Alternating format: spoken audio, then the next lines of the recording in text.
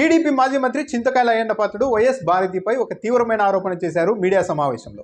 Visakha RK బీచ్లోని Gadiraju ప్యాలెస్ను బలవంతంగా చేజిక్కించుకునేందుకు YS Jaganmohan Reddy సత్యమని YS Bharati ప్రయత్నిస్తున్నారు అని మీడియా సమావేశంలో చింతకాయల అయ్యన్న పాత్రుడు ఆరోపించారు.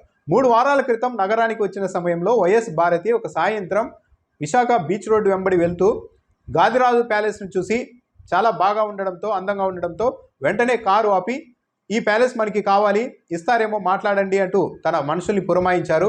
వెంటనే వైఎస్ భారతి మనుషులు గాదిరాజు ప్యాలెస్ యజమాని అయిన జీఆర్కే రాజు వద్దకు వెళ్ళారు. వైఎస్ భారతి మేడం దీన్ని కావాలంటున్నారు, ఇవ్వండి అని అడిగారు. అందుకు జీవీకే రాజు సున్నితంగానే తిరస్కరించారు. తాను అమ్మదలుచుకోలేదని చెప్పారు. దాంతో వెంటనే 10 రోజులు గడవకు ముందే కలెక్టర్ ద్వారా ఒక నోటీస్ పంపించారు. ఈ ప్యాలెస్ మొత్తం 22A నిషేధిత జాబితాలో భూముల్లో ఉంది, ఇది ఒక ప్రభుత్వ భూమి అంటూ కలెక్టర్ ద్వారా నోటీసులు ఇప్పించారు. దాంతో రాజు వెంటనే కలెక్టర్ దగ్గరికి వెళ్ళి ప్రశ్నించగా, ఎస్ ఇది ప్రభుత్వ భూమే, 22Aలోనే ఉంది, నిషేధిత జాబితాలోనే ఉంది అన్నారు.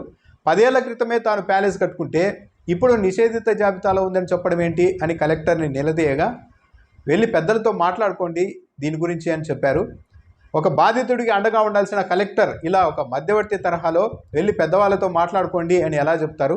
కేవలం వైఎస్ భారతికి ఈ ప్యాలెస్ను ఇవ్వలేదు అన్న ఉద్దేశంతోనే కలెక్టర్ ద్వారా నోటీసులు ఇప్పించారు అంటూ చింతకాయల అయ్యన్న పాత్రుడు నిన్న ఆరోపించారు మీడియా సమావేశంలో. ప్రధాన పత్రికలు ఈనాడు కావచ్చు, ఆంధ్రజ్యోతి కావచ్చు ప్రధానంగా ఈ అంశాన్ని కూడా ప్రస్తావించాయి. వైఎస్ భారతి ప్యాలెస్ కబ్జా చేసేందుకు ప్రయత్నిస్తున్నారంటూ కథనాలు రాశాయి. అయితే ఈ కథనాలపై జీఆర్కే రాజునే స్వయంగా స్పందించారు. అసలు చింతకాయల అయ్యన్న పాత్రుడు చేసిన ఆరోపణలు పూర్తిగా అవాస్తవం. వైఎస్ భారతి కానీ, ఆమె మనుషులు కానీ, వైసీపీ నాయకులు కానీ ఎవరు కూడా తన వద్దకు రాలేదు. ప్యాలెస్ను ఇవ్వాల్సిందిగా ఎవరూ ఒత్తిడి చేయలేదు. తనకు ఏ రాజకీయ పార్టీతో కూడా సంబంధం లేదు. అసలు తన ప్యాలెస్ 22Aలో లేనే లేదు. 10 ఏళ్ల క్రితమే నిర్మాణం జరిగింది. చింతకాయల అయ్యన్న పాత్రుడు ఇలా ఎందుకు ఆరోపణలు చేశారో నాకైతే తెలియదు. ఈ ఆరోపణలన్నీ పూర్తిగా అవాస్తవం. నన్ను ఎవరూ బెదిరించలేదు, ఎవరూ వచ్చి ప్యాలెస్ కావాలి అని అడగలేదు. చింతకాయల అయ్యన్న పాత్రుడిని కూడా తాను ఎప్పుడూ చూడలేదు. ఆయన చెప్పిన మాటలన్నీ అవాస్తవం అని గాదిరాజు ప్యాలెస్ యజమాని జీఆర్కే రాజు అయితే వివరణ ఇచ్చారు.